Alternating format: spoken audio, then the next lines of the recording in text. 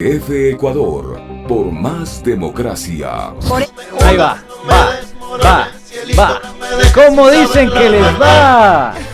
9 de la mañana con 5 minutos empieza el programa más entretenido de la radio ecuatoriana y por supuesto con sus humoristas número 1. Humoristas, no sé. 7F Ecuador por más democracia se toma los micrófonos y saludando por supuesto a la amable audiencia que en este momento sintoniza la señal de Pichincha Universal. Usted y solo usted nos puede sintonizar por la 95.3 en la capital de los ecuatorianos y la 94.5 en el noroccidente de la provincia de Pichincha. Hoy estamos enchufados como los fabulosos Cadillac, por supuesto. Como siempre, no estoy solo, muy bien acompañado. Me acompaña nada más y nada menos que la morocha, la Carlita Coronel. Hoy no tienes apodo. Andresito Durán debería tener apodo porque viene con medias de Mafalda, te cuento. Ya te voy a enseñar. Pues ella mismo quiere, ella mismo pide a gritos. Yo mismo pido. Entonces se le da lo que quiere. Hola Andresito Durán, ¿cómo estás? Muy buenos días. Bienvenidos a 7F Ecuador por más democracia. Gracias en el mundo entero a quienes nos sintonizan a través de www.pichinchacomunicaciones.com.es. Y gracias también a quienes nos van siguiendo ya en nuestras redes sociales. Obviamente todas las redes de Pichincha Comunicaciones. Nuestro Twitter, @AndrésDuránS y @Salomé 181, 9 de la mañana con 7 minutos iniciamos aquí 7F Ecuador por más democracia. Hoy va a estar caliente, así que vámonos rapidito porque ya tenemos también extracto de nuestros plumíferos. Mi pluma lo eligió. Estamos además recordando un poquito de lo que fue la entrevista con el señor Carlos Rabascal. Démosles la bienvenida a mis plumíferos, mi querido Javi Bisuete. Mi pluma lo eligió.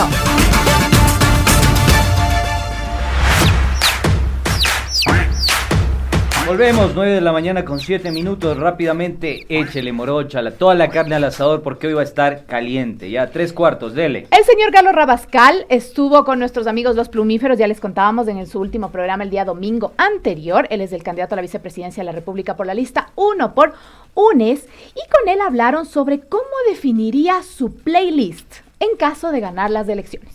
Escuchemos qué dijo. ¿Cómo definirías la playlist de tu gobierno en caso de ganar? No sé, yo te voy a decir, la playlist de Mi Pluma lo eligió está conformada por las canciones Tu Sicaria, que es una canción de reggaetón muy conocida, Mueve que la nos dio bomba, ánimos en los momentos más... de nosotros, del grupo, cada uno le gusta. Acá todo el mundo se sabe ese libro. Mueve la pompa, No pude quitarte las espinas, es un vallenato también muy inteligente. Y Los Ángeles... Los Ángeles Azules, Ellos Bombón también Asesino. están. Entonces, Bombón Asesino. esta es la playlist de Mi Pluma lo eligió. ¿Cuál sería la playlist del gobierno en el que llegarías, Carlos? Mi pana Andrés, ya llegó el binomio. Esas dos canciones. ¿Para qué más? No se necesita más. Por ahí alguna tristona cuando llueve, alguna por ahí. Más que tristona, a mí me gusta la música romántica. Ya. ¿Cómo qué? Ay, yo soy malo para los nombres de la música y me van a batir. Aquí está Ricardo y Andrés que se me van a reír. A mí me gusta una canción mucho, es Cuidarte el alma. ¿Ya? Muy bien. ¿De quién es? Pero no se me pongan románticos, ustedes no son mi tipo, así que no me hagan, no me miren con ojos tapados. Qué bueno saberlo, porque Porque hubo un no momento sé, de nada. tensión acá. Cuidarte el alma, no la había escuchado. Esa de Chayanne.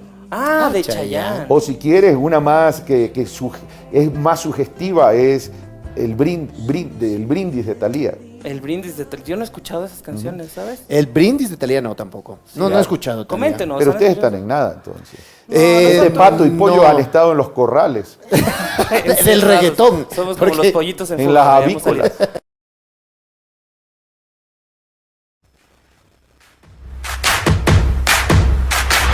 Qué buena playlist, dicen, oye, ¿qué tal Mira esa tú. playlist? ¿Te gusta, Carlita? Sí, yo creo que ¿Sí la... le haces? Sí, le A todo hacemos. lo que A mí, tenga pulso le me haces. gusta, a mí me gusta la música en general. Así Sí. que sí le hacemos. El reggaetón es el único que le tengo así como ¿Por qué? A de ver, ¿por lejitos, qué? de ¿Por qué? lejitos. ¿Por qué le haces El Andrés feo al Durán va a estar reggaetón? cantando reggaetón aquí en la oficina y yo tengo ganas de sacarme el zapato. reggaetón y por qué me... No me gusta ¿Por qué nada más. ¿Por qué? A ver, ¿por No, qué pero me tú injurias cantas y nomás. me calumnias? Sí estabas cantando un reggaetón el otro día, ¿te acuerdas? Nah. Sí. Pero una cosa es tararearlo porque es pegajoso y otra muy distinta. Sí, no, el ritmo no digo que no. No me gustan algunas letras de algunos fíjate, ella reggaetones. le hace feo al reggaetón y come acá nomás a la esquina papas con Eso cuero sí, sentada en pero la a ver, no tiene nada que ver lo No, uno sí con lo tiene otro. algo que ver, es ¿Por a qué? ver, es un género popular, Carla. El reggaetón. Sí, ¿por qué hacerle Pero no porque feo al sea reggaetón? popular tiene que ser vulgar. Y no porque sea pero popular esa tiene es que ser otra denigrante. discusión, y ese es otro esa es otra cuestionamiento. cosa. Y eso no tiene nada que ver con que coma, y no como papas con cuero, Ya, como pero- mote con chicharrón. Que es El diferente. chicharrón le gusta. Chicharroncito le gusta. ¡Me encanta! ¡Me encanta! 9 de la mañana con 10 minutos, ahí estuvo un extracto Pero esa de... es otra discusión. ¿eh? Es Esa otra discusión. Es en otro programa, además. En otro programa. Estuvo con nosotros el extracto de Mi Pluma lo eligió. Recuerden, todos los días domingo y miércoles, un estreno, un personaje nuevo que será desplumado por nuestros queridos el Pollito Ojeda y el Patito Peralta. Mi Pluma lo eligió en el YouTube de Pichincha Comunicaciones. Así que no se pierdan, y están colgados toditos los videos que si los pueden ver es espectacular realmente. Así que no se olviden, Mi Pluma lo eligió los domingos y miércoles a las 19 horas. Avancemos entonces con el segmento que más le gusta a la Carlita Coronel, ese segmento del pajarito, el pajarito azul. Larry. ¿Qué dice Larry?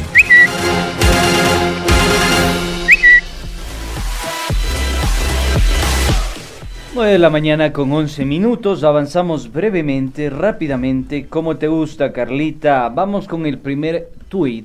¿Qué pasa en el ecosistema digital hoy por hoy en estas elecciones 2021, en esta coyuntura crítica en la que parece que el país se cae a pedazos y por supuesto un gobierno sin norte, sin rumbo y acusado de delitos de lesa humanidad, de crímenes de lesa humanidad?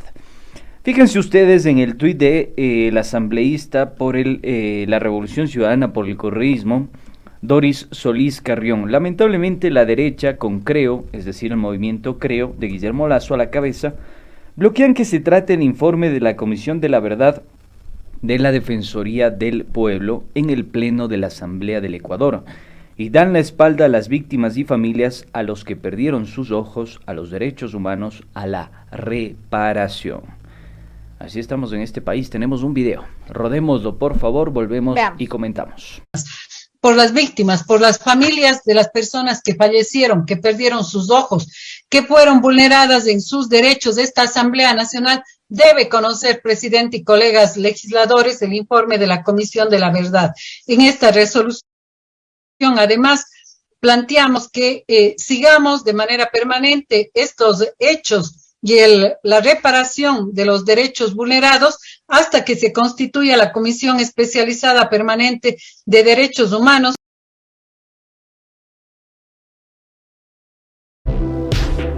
Se nos corta, lamentablemente hay un pequeñito problema técnico. No nos da el cilindraje, dice el Javi Bisuete, no nos da. Ah, no, sí nos da. Sí, allá por supuesto que le da, dice. Pero bueno, básicamente el llamado por parte de la asambleísta de la Revolución Ciudadana es a este boicot que existe dentro del legislativo. Yo recuerdo algo que incluso lo difundimos anteriormente, la semana anterior me parece que fue, en este espacio 7F Ecuador por Más Democracia, en el que se evidenciaba este acuerdo programático y político entre el gobierno de Lenín Moreno y Guillermo Lasso. Recordemos que estos bloques, Alianza País y el Movimiento Creo, han gobernado el país los últimos 4 años. Han facilitado el giro político en el ámbito económico, en el ámbito institucional y por supuesto en la vulneración del Estado de Derecho. Y este es otro de los indicadores que se suma a la larga lista de vulneraciones de los derechos humanos en este país. Recordemos que, ya lo dijo el defensor del pueblo Freddy Carrión, aseguró que hay la posibilidad de que se prohíba la salida del país de Lenín Moreno. Eso se pidió ante la Fiscalía en función del informe que se ha realizado a partir de una comisión, digamos, con algunos personajes que la conformaron de diferentes visiones políticas, ideológicas y por supuesto también y sobre todo profesionales. Y yo creo que eso le da el rigor. Incluso estuvo el ex candidato por el propio movimiento Creo, Juan Carlos Solines, a la vicepresidencia, lo acompañó a Guillermo Lasso en su momento. Es uno de los integrantes de esta comisión, y en esta comisión y en este informe mencionaron que el gobierno de Lenín Moreno, María Paula Romo y el señor Jarrín, ministro de Defensa, podrían ser procesados por crímenes de lesa humanidad, así como lo escuchan. Con este tuit también evidenciamos algo que dijo hace unos días el mandatario Lenín Moreno, y ahí vemos también otro indicio de este gobierno que se ha hecho entre el señor Lasso y el señor Moreno, porque él decía que este informe de la Comisión de la Verdad, realizado por la Defensoría del Pueblo, bueno, con la Defensoría del Pueblo y además con esta comisión que no tiene nada que ver en la parte política, decía que se está utilizando como una herramienta por la campaña electoral. Entonces fue como, yo sentí al menos que fue una minimización de todo lo que sucedió en octubre del 2019, en no reconocer la responsabilidad del Estado y sobre todo en no darle validez también al dolor de las familias que perdieron a sus seres queridos y quienes además tienen que vivir con el dolor de haber perdido un ojo y de haber tenido alguna mutilación por lo que sucedió en octubre del 2019. Entonces hay una evidencia más, ¿no?, de este cogobierno que tú me dices que no es cogobierno, sino gobierno del señor Lasso. No, porque el cogobierno hace referencia a esta capacidad que tuvo en su momento la reforma universitaria de Córdoba, cuando instala el cogobierno entre una autoridad, digamos, universitaria y la representación estudiantil. Digamos, ahí hay una relación de poder. No es lo mismo manejar administrativa, política, institucionalmente una universidad y tener un brazo que representa las demandas y consignas de los estudiantes. Entonces, digamos, no existe una correlación entre aquello. A mí me parece que el concepto utilizado carece de rigor analítico. Entonces, por eso yo prefiero utilizar el gobierno, en términos así. Captura del Estado así también lo vamos a decir en es un concepto simpático que también lo han desarrollado algunos colegas, entre ellos el John Abáez, así que nada. Pero hay que agregar algo más a lo que tú dijiste, Carla, que tiene que ver con que este gobierno también en el informe se detalla asesinatos extrajudiciales, así como lo escuchan, asesinatos extrajudiciales. Qué dolor. Es decir, una orden por parte de la Policía Nacional, de los altos mandos seguramente, que tienen la responsabilidad política y administrativa, y por supuesto también de la ministra María Paula Romo, donde se evidencia que hubo asesinatos extrajudiciales, así como lo escucha. Lo cual es muy preocupante porque si lo atamos en relación a la conversación que tuvieron nuestros colegas en Punto Noticias sobre la situación de Bolivia, vamos a ver que existe una generalidad por parte de estos gobiernos neofascistas que combinan el autoritarismo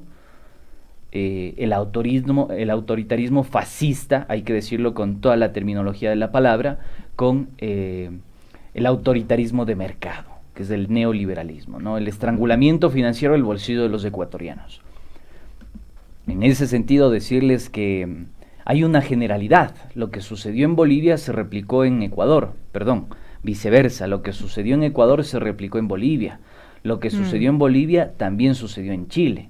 Y tiene que ver con una práctica sistemática de imponer un modelo de desarrollo, un modelo de visión económica, social y política en estos países, sin consenso, sin concertación, sin diálogo, sino mediante la imposición y la fuerza.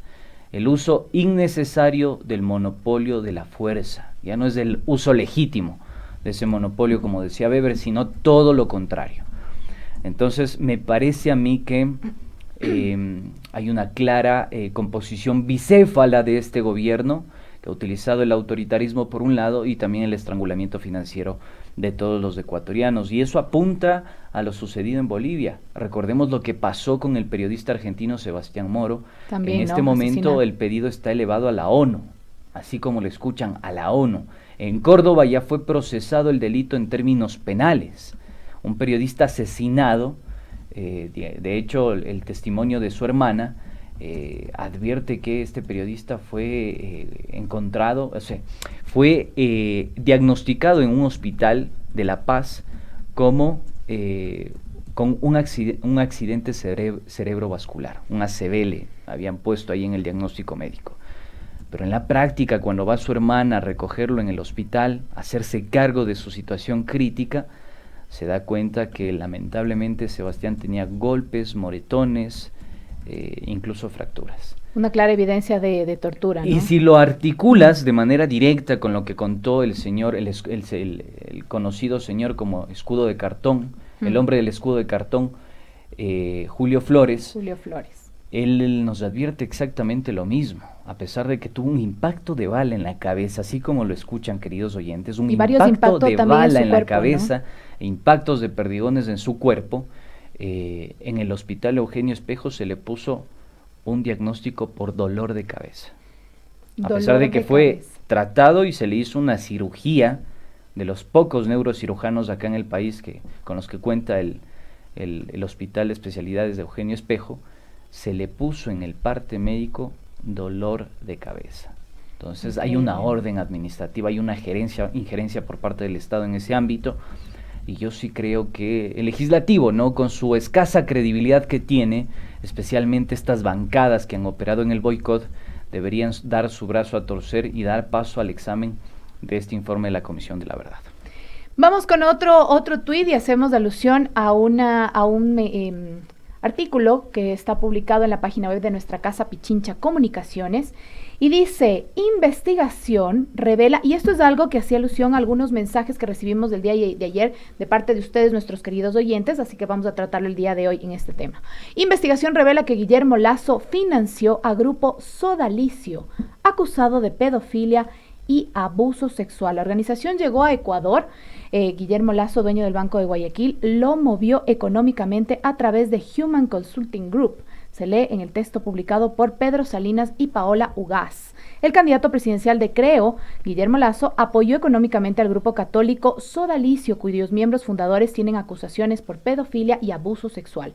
Esto fue revelado en una investigación publicada por Pedro Salinas y Paola Ugaz, quienes recopilaron información desde el 2010. Salinas y Ugaz incluso alertaron que los Sodalicios usaban una institución llamada Human Consulting Group, el cual es un instituto formado por un sodalite viejo, José Ambrosic, y tiene sedes en Ecuador, Costa Rica, Colombia y Perú. Mire usted, una entrevista en Punto Noticias en el 2018 también reveló este hecho, incluso que el hijo del señor Guillermo Lasso también ha sido sodalite. Mira tú. Miren ustedes, este es algo que nos estaban pidiendo nuestros oyentes del día de ayer sobre este tema. Otro de los datos que se revela en el estudio es que Sodalicio tenía 546 millones de dólares en bienes aproximadamente, ya que aprovechaban el paraguas católico para no pagar impuestos. Mire, digo, esto es la combinación, ¿no? Esta es la combinación de los dogmas. Por un lado, el dogma religioso. Yo no tengo nada contra la religión, por supuesto. Yo tengo la mía. Soy agnóstico, pero a lo que nos llevan los dogmas cegados es justamente a esta combinación, ¿no? Articulación de intereses políticos, porque no son religiosos, sino políticos, camuflados de religiosos, con intereses económicos. Entonces, esto advierte muchísimo del comportamiento que tiene cierto grupo político y económico en este país. Me parece a mí, Carlita, que esto no se deslinda, no se desarticula del entramado offshore del candidato Guillermo Lasso. Y no es que se esté haciendo o intentando hacer campaña sucia.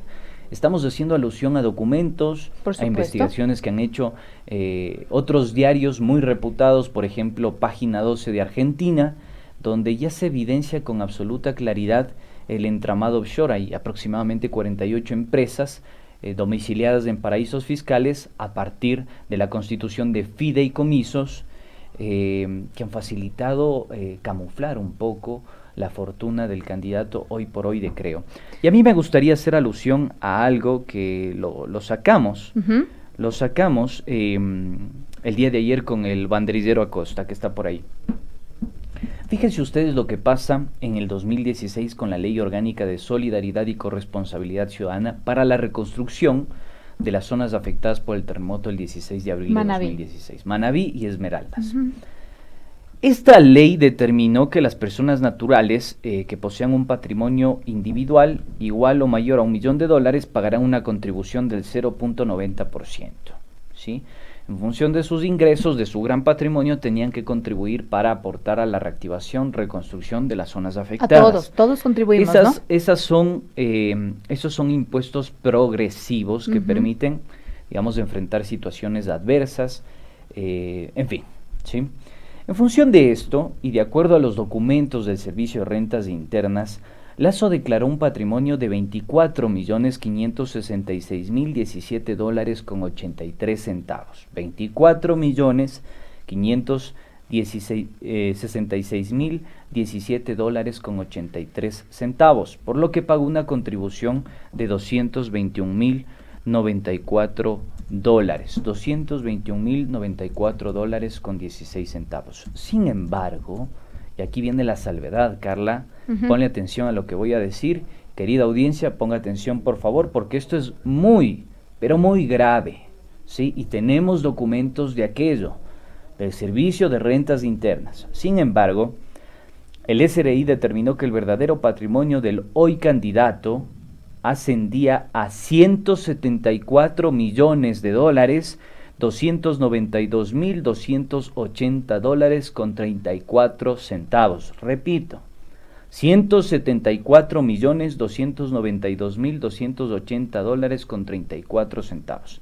Es decir, se encontró una diferencia patrimonial de $149 millones.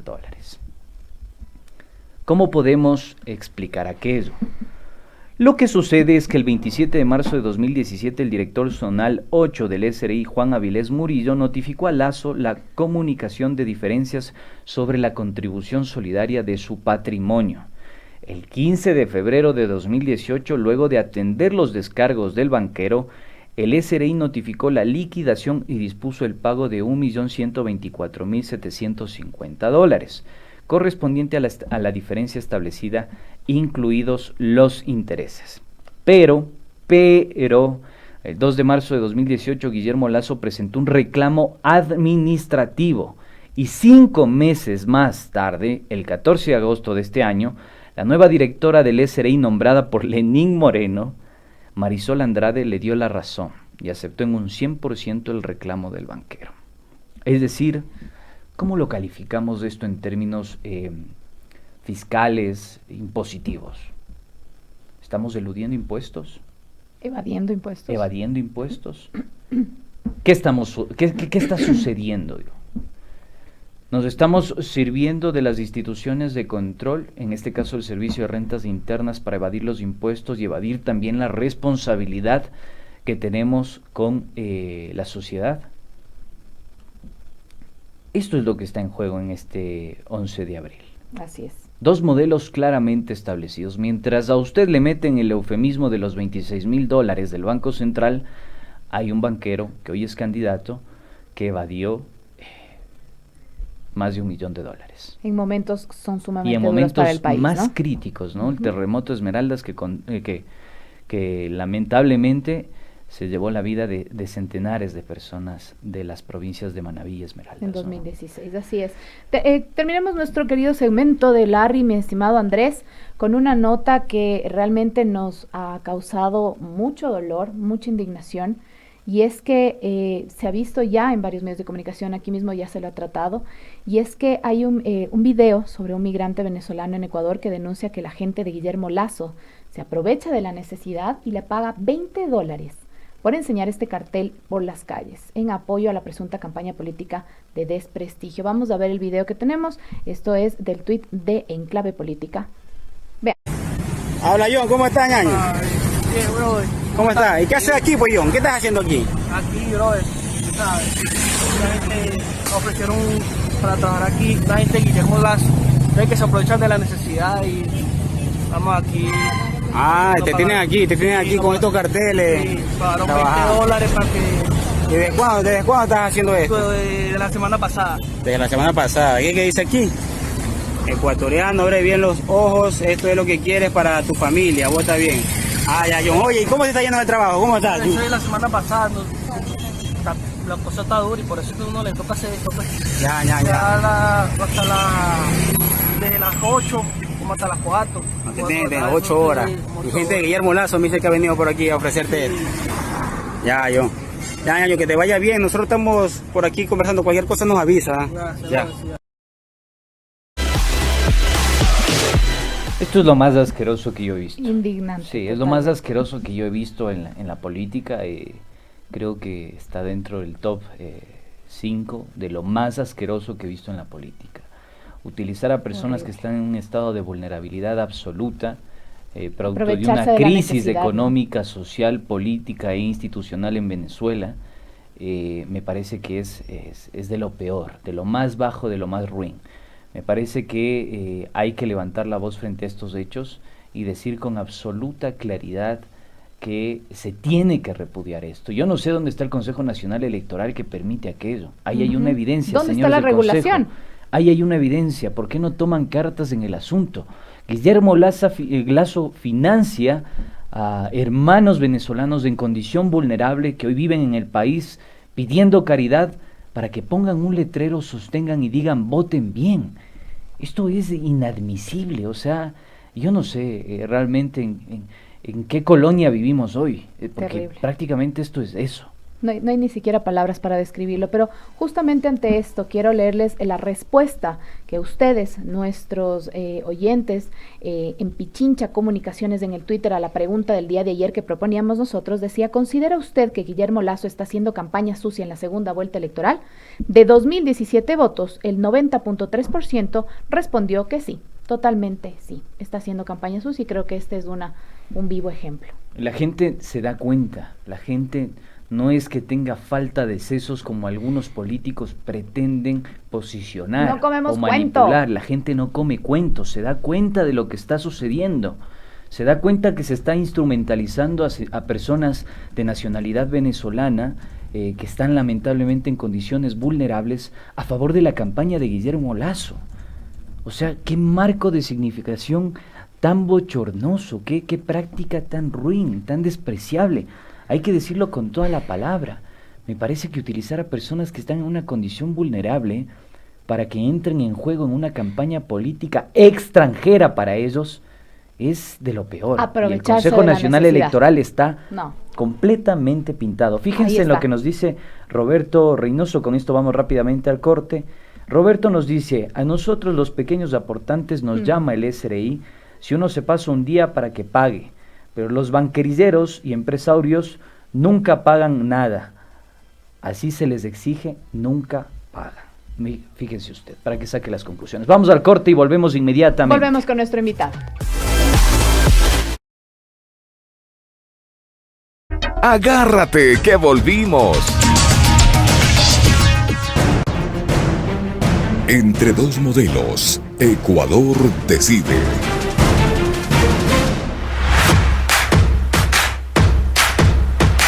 9 de la mañana con 34 minutos, regresamos, esto es 7F Ecuador por más democracia, y está con nosotros en la sala de espera nuestro invitado del día de hoy. Tenemos un invitado que queríamos preguntarle por dónde andaba, el ex prefecto de Pichincha y dirigente de Alianza País, el señor Gustavo Baroja. ¿Dónde andaba, estimado Gustavo, que andábamos preguntando por usted y andaba medio desaparecido? Cuéntenos, ¿cómo está? ¿Cómo ha pasado? Buenos días, bienvenido a 7F Ecuador por más democracia. Carla Coronel saluda y me acompaña Andrés Durán. Ser que tengamos problemas de esta naturaleza después de años de no vernos. Justamente por eso decía, después de años que no lo hemos visto, que no sabíamos dónde andaba, andábamos preguntando por usted y decíamos, ¿dónde está Gustavo Baroja, que no lo hemos visto en algún tiempo? Ustedes se olvidaron de mí y no me volvieron a invitar. No, al contrario, no le encontrábamos. ¿Cómo está, Un saludo Gustavo? Buenos todos, días. un saludo a todos los que hacen Pichincha, Universal Pichincha Comunicaciones, y obviamente a todos los oyentes. Y gracias por permitirme este espacio. La gratitud es nuestra, querido Gustavo. Le saluda Andrés Durán, me acompaña Carla Coronel. Qué bueno que visite esta casa comunicacional, esta casa periodística. El único medio público que queda en el país es realmente público. Sí, Iniciamos pena, ¿no? entonces esta conversación. Carlita, Iniciemos Qué pena entonces, que sea estimado. el poco que queda de lo Así que son es. los medios públicos, en este caso como radio. Estimado Gustavo, queríamos preguntarle que nos cuente un poquito cuál ha sido su trayectoria. Justamente, como le decíamos, andaba un poco perdido de nuestro radar al menos, y no sabíamos qué había sucedido con usted después de la salida de la prefectura. Se quedó como secretario ejecutivo de Alianza País. Que nos cuente un poco qué ha pasado en este tiempo. Así es, como secretario ejecutivo de Alianza País, intentando recuperar luego de ese problema interno que fraccionó lastimosamente la organización y que también generó problemas de todo tipo, ¿no es cierto?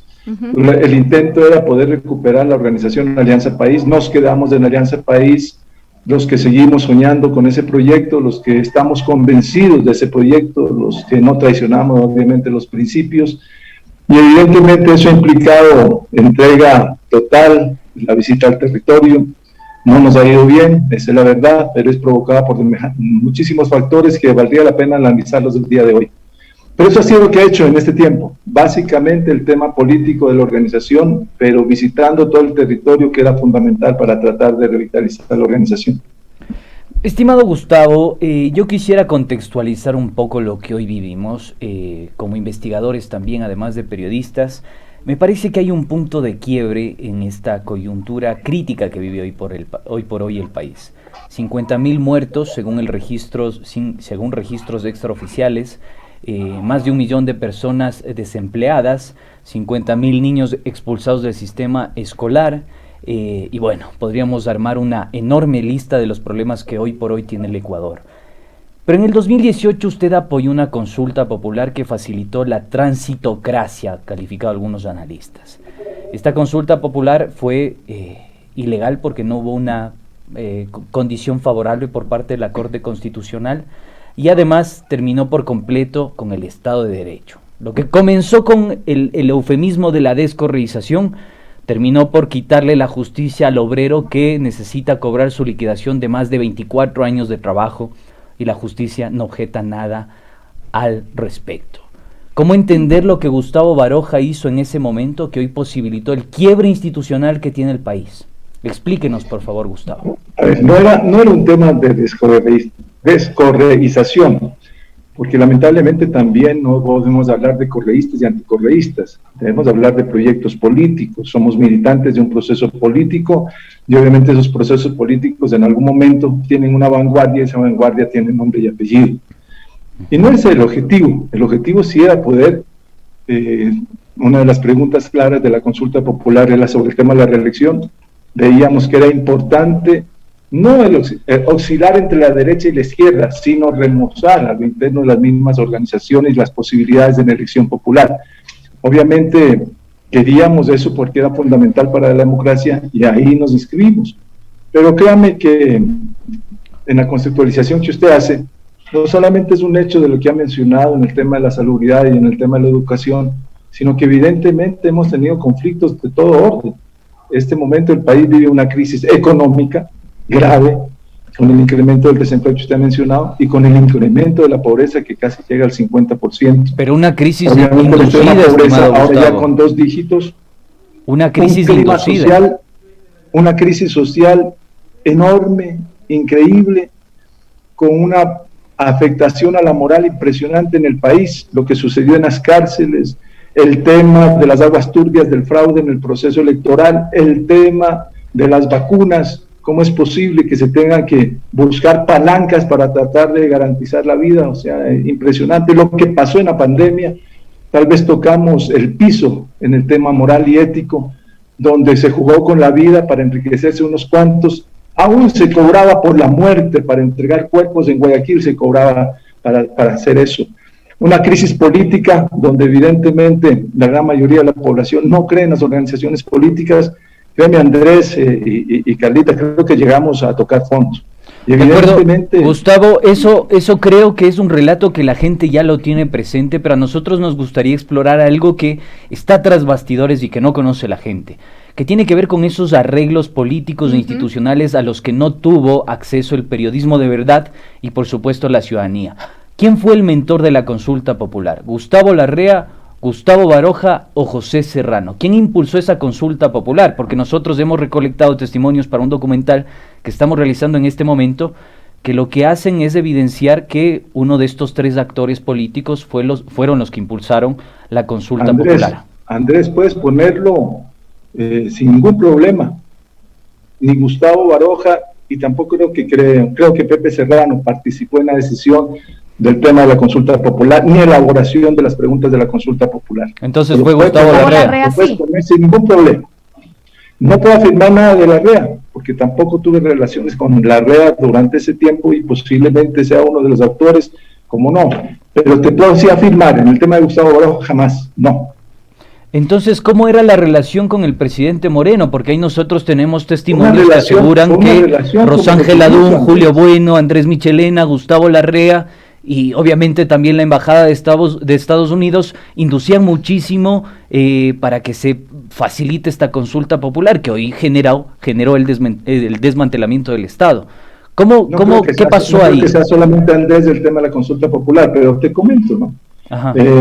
Nosotros tuvimos un candidato presidencial como Alianza País. Ese candidato presidencial ganó, ¿no? Es decir, ganamos nosotros el gobierno sin tener el gobierno. Creo que deben ustedes también analizar objetivamente el tema. Recuerden ustedes, cuando se inició el gobierno de Lenín Moreno, creo que teníamos como 15 ministros, incluidos César Navas, incluido Ronnie Vallejo, incluidos algunos compañeros más de la anterior administración. Sin embargo, luego del primer año se fue simplemente sacando del escenario político interno del gobierno a todos los militantes de Alianza País, quedando aproximadamente con 2 o 3 ministros que obviamente fueron nuevamente en algunas de las acciones del gobierno sacados para que se entregue totalmente a la derecha. Y obviamente ese escenario que no fue aceptado por País, porque creo que ustedes deben conocer muy bien, nosotros fijamos posiciones claras frente al tema de las medidas económicas, fijamos posiciones claras frente al tema de la política internacional, lo hicimos en su momento con comunicados que hicimos llegar a los medios de comunicación, pero evidentemente nosotros, a partir de ese primer año de gobierno, nosotros nos alejamos porque veíamos que el gobierno de Lenín Moreno se aproximaba más a la derecha y a seguir los principios de nuestra organización y los principios del proyecto. A ver, ¿cómo decirlo? Usted en una entrevista de Diario El Comercio dijo que los conspiradores tienen que ser expulsados de Alianza País. Se refería, digamos, a los detractores, al correísmo y a toda la gente que hoy está enfrentando una situación política electoral. Pero no lo hicieron a ¿Se tiempo? ¿Arrepiente de aquello, Gustavo? ¿Cómo se siente al respecto? No, porque cuando hablamos de la conspiración, no estaba hablando del correísmo. Esa carta... ¿A quién se refería? Que yo envié a los medios, a los que querían atentar contra la organización en ese momento. ¿Quiénes eran esas personas? Esa carta provocó una reunión de más de media hora con Rafael Correa, donde se explicaba claramente el tema y Rafael Correa lo entendía. O sea, no, hay que tener también objetividad, Andrés, en el análisis, sin sesgos. Los que conspiraban contra la organización, obviamente tenían que salir. Y evidentemente... ¿Quiénes eran esas personas que conspiraban, estimado Gustavo? No te doy nombres propios porque creo que no es el caso de ponernos a juzgar en esos términos. Pero evidentemente sí había gente que le interesaba que País, como si le siguió interesando después, más adelante, acabar con la organización que era la vanguardia del proyecto político. Pero ¿sabe por qué se lo consulto? Perdón que le interrumpa. ¿Sabe por qué se lo consulto? Porque Ecuador es un caso sui generis. Es decir, no gana, como en Argentina, Mauricio Macri las elecciones, gana Lenín Moreno. Y lo paradójico de aquello es que un año después de comenzar su gobierno, encarcela a su vicepresidente, da un giro de 180 grados y empieza una persecución y una proscripción de una tendencia Andrés, a la que él representaba. Por eso le consulto. Pésima la que hicimos, realmente. Tengo que hacerse una autocrítica. ¿Por qué entonces? Dígame por qué. Pero Andrés, también demos cuenta que él fue vicepresidente durante 4 años, ¿no? Y que la designación de la presidencia no la hicimos nosotros, ¿no? Entonces hay que ver esos errores políticos y esas lecturas políticas que provocaron toda esta crisis, no solamente de la organización, sino la crisis del proyecto político. Somos muchísimos los que tenemos que ver con estos errores. Eso hay que analizarlo claramente. No puede ser posible que durante 4 años de la vicepresidencia no se haya tenido muy claro el tema y que luego se designe también como candidato a la presidencia a alguien que luego se plegó a la derecha, que hizo alianza y pacto obviamente con Guillermo Lasso para cogobernar, y evidentemente ahora se intenta seguir en ese mismo proceso de que Lasso sea el presidente del país. Gustavo, por eso nosotros fijamos claramente una posición, con la derecha nada. Gustavo, nosotros pero estamos hablando justamente... a nuestros principios, nos mantenemos con nuestros principios, no los hemos perdido, con la derecha nada, y esa ha sido nuestra posición, y obviamente lo que hemos dicho a la militancia es, hagamos un voto de conciencia, un voto ideológico, un voto razonado, y en ese voto razonado ideológico obviamente está la posibilidad del nulo, que también son formas de expresión de resistencia, y también la votación por Andrés Arauz. Gustavo, estamos hablando justamente de principios, estamos hablando de que ustedes justo en esta carta que hablaban de la revolución ciudadana y la revolución humana. En octubre del 2019, cuando ya deja Gustavo Baroja la prefectura, no sabíamos justamente dónde estaba Gustavo Baroja en octubre del 2019, me gustaría saber qué fue lo que sucedió, pero después de que pasa todos los acontecimientos de octubre del 2019, que marcó la vida del país, marcaron muchas familias además, en enero del 2020 hay una reunión con la señora María Paula Romo, donde se habla del futuro de Alianza País y la injerencia en elecciones. ¿Qué pasó en esa reunión? ¿Por qué se da esa reunión además? Nunca, de las pocas reuniones que tuve con María Paula Romo, se tocó el tema de país porque ella no era militante de la organización. En algunas reuniones de la dirección nacional, que en algún momento el presidente Lenín Moreno nos invitó a Carondelet, le pedimos que María Paula Romo no estuviera en esas reuniones porque no era militante, eran reuniones de nuestra organización. Y evidentemente creo que este grupo, uno de sus objetivos era acabar con Alianza País o tomarse Alianza País, y no les resultó, no lo pudieron hacer. De acuerdo, pero a ver, usted me hizo la autocrítica, estimado Gustavo. ¿Me permite hacerla usted la autocrítica? Pero hubo la reunión. Lo que sí, con mucho gusto, pero lo que yo te digo, Andrés, esa autocrítica nos cabe a todos. Sí, no solamente a uno. Yo me hago cargo, de que di voto a Lenín Moreno, pero le dimos el voto. Debemos tener esa posibilidad de la autocrítica como una forma de crecer. De acuerdo, estoy perfectamente de acuerdo con usted. Yo me estoy basando a la evidencia empírica que existe en torno al giro político de Moreno. 2018 es el parteaguas porque comienza otro gobierno, un gobierno capturado, un gobierno, digamos, de rodillas ante la Embajada de Estados Unidos, un gobierno que adopta una política de seguridad cuando visitó Mike Pence el Ecuador, un gobierno que no, con el que, digamos, la mayoría de electores no habían votado. Entonces eso sí me llama la atención, y lo que todos se preguntan es cómo ese caso sui generis que representó el Ecuador, porque ingresa por una tendencia de izquierda progresista con un proyecto claro establecido, termina dando un giro de 180 grados, se produce lo que algunos analistas han declarado como parricidio, y después comienza esta persecución política. Y yo le pregunto, y ahí va mi autocrítica, ¿cuáles son los nombres de las personas que orquestaron, mentalizaron y facilitaron este giro político de 180 grados? Dígame, Richard Martínez, María Paula Romo, Juan Sebastián Roldán. De hecho, Carlos de la Torre nos comentó que Santiago Cuesta visitaba ya en el 2017 el Palacio de Carondelet, claro, con una agenda clara vinculada a Paul Manafort y a los paraísos fiscales que se manejaban a través de la gestión del director de campaña de Donald Trump. Entonces, en ese sentido va mi cuestionamiento. Santiago Cuesta no visitaba desde el 2017, visitaba desde tiempo atrás. Él era uno de los que también presentaban datos de encuestas con su sistema de encuesta telefónica y alimentaba también algunos de los análisis que se tenían en Carondelet. O sea, Santiago Cuesta es desde tiempo atrás. Pero es claro lo que usted menciona. Los nombres son ellos. Son Roldán, María Paula Romo, Richard Martínez, los que hicieron el viraje hacia la derecha del gobierno de Lenín Moreno. Su plan de trabajo, su plan de gobierno, el de la garantía ante los derechos de todos desde el nacimiento hasta la muerte, quedó al olvido, nunca se pudo realizar. Y evidentemente esos virajes de la derecha lo que hicieron fue que nosotros como organización política nos alejáramos ya y plenamente nos alejáramos, en este caso, del gobierno. Nosotros nunca aceptamos el tema de la posición en política internacional con el tema de Venezuela. Sacamos un comunicado rechazando el hecho de la aceptación de Guaidó como presidente de Venezuela cuando era el pueblo venezolano que tenía que solucionar sus problemas internos, y obviamente Maduro era el presidente de Venezuela electo por procesos electorales. Rechazamos el hecho de garantizar que Almagro siga manejando la OEA a su antojo. Y obviamente sí, nosotros queríamos que una militante como María Fernanda Espinosa sea la secretaria de la OEA. Rechazamos las medidas económicas que quitaron los subsidios, que bajaron los impuestos para los aranceles de las importaciones, que intentaron bajar los impuestos de la salida de divisas, afectando totalmente al tema de la dolarización. Y obviamente hemos rechazado todo el manejo de la salubridad sin una planificación, sin contenidos ideológicos claros. Estimado Gustavo, y llegar al desastre que hemos llegado.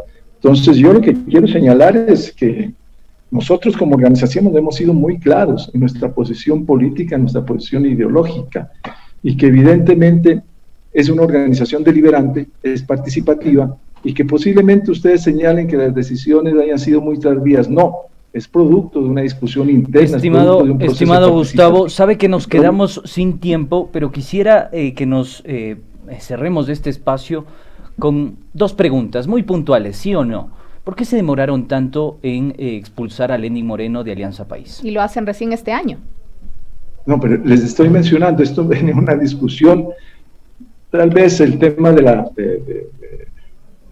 los tiempos nos va a fregar, pero evidentemente teníamos un bloque de asambleístas con los cuales teníamos que discutir y muchos de ellos estaban plegados a las posiciones del gobierno. Entonces, sí había una división de Alianza País. Pero había que discutir con los asambleístas, había que discutir con los directores nacionales, había que discutir con las organizaciones. No era un tema simplemente de dar órdenes o de decretos o simplemente señalar la expulsión. No, había que cumplir procedimientos, para eso existen y tal vez por eso crean ustedes que hemos tomado una decisión tardía. Estimado Gustavo, para terminar nuestra entrevista, ya que obviamente por el tema de la tecnología no nos ayudó y el tiempo, ¿por quién va a votar? Algo así rapidísimo, ¿por quién va a votar? ¿Por Lazo o por Arauz? No se olviden. No nos olvidamos, pero contéstenos la pregunta, ¿por quién va a votar? El voto mío es secreto. No nos diga que es secreto. Político, ha estado tanto tiempo ahí escondido y no nos va a responder la pregunta. No nos haga bailar el merengue, díganos. Soy militante de izquierda desde mis 16 años y eso no se me pierde, moriré con eso. Entonces, pero ¿su voto va? ¿Por quién va? ¿Por Arauz o por Lazo? Voto secreto. Lo iremos a ver. Nos bailó el merengue, estimado Gustavo, qué Gracias, pena. Gustavo. Le combinamos para una próxima oportunidad tener claro, por eso digo, no se olviden de mí. No nos vamos a olvidar. No desaparezca usted tampoco, ojo. No ande ahí de escurridizo, porque si no le molestan aquí en 7F. Muchas gracias, Gustavo. Gracias, pase bien. Gustavo. Un buen día. Oiga, gracias, un abrazo. Gustavo Baroja con nosotros esta mañana contestando algunas preguntas y con otras que nos quedamos. Nos bailó el merengue, es merengue, no es merengue. Pero ¿saben qué? Nos quedamos sin tiempo, queridos amigos. Por favor, esta es una entrevista que tienen que verla. Hay algunas cosas ahí interesantes. Gracias, Carlitos Menango en los controles. Gracias, Cristian Maile en la transmisión. Gracias, Banderidero Acosta. Gracias, Carlita. Gracias a ustedes. Y recuerden, ustedes y solo ustedes tienen las conclusiones.